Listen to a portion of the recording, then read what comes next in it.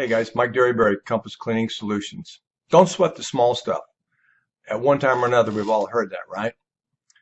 I'm here to tell you, I think that is a dumb saying. Here's why. How many of you have a hard time paying attention to the big stuff? We don't, right? Paying attention to the big stuff is a really easy thing to do. Paying attention to the big things is easy because they don't allow us not to pay attention. They're in our face, they're in our business, they're always around us.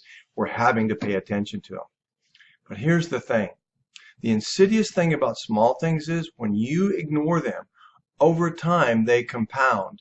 And when they compound and they build up over time, they create big issues. And more often than not, because they've been happening over time, a little at a time, those big things are now so big that we do not have the resources, we do not have the experience, we do not have any of the answers to be able to address and deal with those great big problems. So my feeling is you need to spend some time thinking about the little things. Now, in all fairness, I'm a detail guy. I'm someone who spends a lot of time looking at the details. I look at analysis. I look at data. I'm a numbers guy. I love the details. But even if you're not that kind of a person, you still need to be able to look at those details and be aware of trends, be aware of things that are happening in front of you. If not you, then somebody on your staff or somebody that you trust. You need someone who's looking at those details and saying, hey, listen, there's an issue here. There's something we need to look at.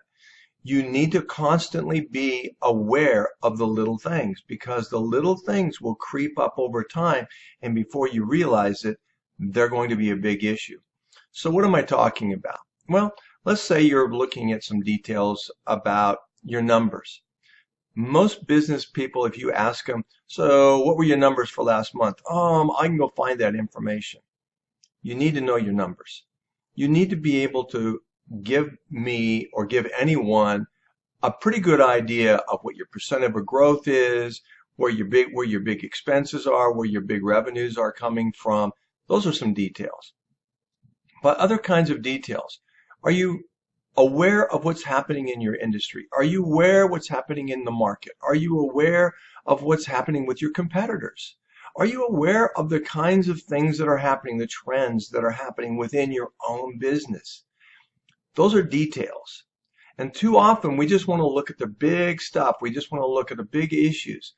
Well, that's great, except the little things are eroding your foundation, and they will erode them without you even noticing. So this is an issue that I see coming up a lot, and I just wanted to kind of address that issue a little bit today.